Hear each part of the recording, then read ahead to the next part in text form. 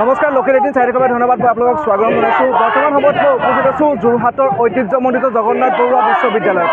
জগন্নাথ বৰুৱা মহাবিদ্যালয় বিশ্ববিদ্যালয় হোৱাৰ পাছত পোনপ্ৰথমবাৰৰ বাবে ছাত্ৰ একতা সভাৰ নিৰ্বাচন অনুষ্ঠিত হৈছে জগন্নাথ বৰুৱা বিশ্ববিদ্যালয়ত। আৰু জগন্নাথ বৰুৱা বিশ্ববিদ্যালয় এইবাৰৰ নিৰ্বাচনত জগন্নাথ বৰুৱা বিশ্ববিদ্যালয়ৰ যি ছাত্ৰাবাস সৈয়দ আব্দুল মালিক ছাত্ৰাবাসৰ সমৰ্থিত বহুকেইগৰাকী প্ৰাৰ্থী বিজয়ী হৈছে।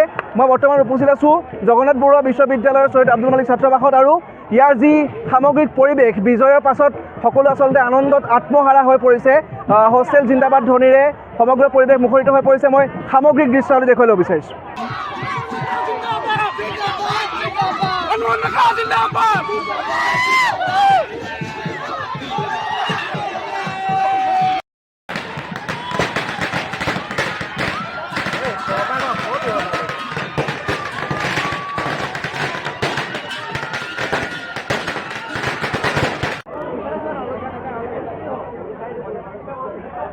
নমস্কাৰ, মোৰ নাম শ্ৰী অনুজ চেত্ৰী। মই সভাপতি পদত নিজৰ প্ৰাৰ্থিত্ব আগবঢ়াইছিলোঁ আৰু মই আজি জগন্নাথ বৰুৱা বিশ্ববিদ্যালয়ৰ ছাত্ৰ সমাজে দেখুৱাই দিলে যে অনুজ চেত্ৰীয়ে জগন্নাথ বৰুৱা বিশ্ববিদ্যালয়ৰ প্ৰথমটো সভাপতি হিচাপে নিজৰ কামখিনি কৰি যাব পাৰিব। গতিকে মই সমূহ জেবিয়ানক ধন্যবাদ জনাইছোঁ, তেওঁলোকে মোক আজি তেওঁলোকৰ বিবেকবান বুদ্ধি দি মোক জয়যুক্ত কৰালে। নমস্কাৰ সকলোকে, মোৰ নাম মহম্মদ আবু ঈশান আহমেদ।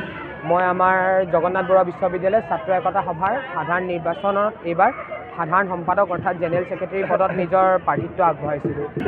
নমস্কাৰ, মোৰ নাম শ্ৰীমতী কাব্যশ্ৰী হালদাৰ।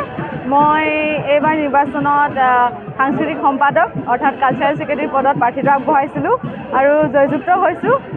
আৰু মোৰ সৰ্বমুঠ ভোট হৈছিল 575। এইবাৰ প্ৰথম বিশ্ববিদ্যালয়ৰ ছাত্ৰ একতা সভা প্ৰথমগৰাকী সাংস্কৃতিক সম্পাদক। কেনেকুৱা লাগিছে? ভাল লাগিছে, বহুত ভাল লাগিছে। মই চেষ্টা কৰিম আমাৰ যোনখন বিশ্ববিদ্যালয়ৰ বাকৰি যোনখন সাংস্কৃতিক দিশটো যাতে আগুৱাই লৈ যাব পাৰোঁ, তাৰে চেষ্টা কৰিম। জগন্নাথ বৰুৱা বিশ্ববিদ্যালয়ৰ প্ৰথমটো নিৰ্বাচনত আমি দেখিলোঁ যে জগন্নাথ বৰুৱা বিশ্ববিদ্যালয়ৰ আমাৰ হোষ্টেলৰ একক সংখ্যাগৰিষ্ঠতা লাভ কৰিলে আৰু লগতে বিশ্ববিদ্যালয়ৰ এই প্ৰথমটো নিৰ্বাচনত আমাৰ 12টা কেণ্ডিডেটৰ ভিতৰত 11টা জিকিলোঁ।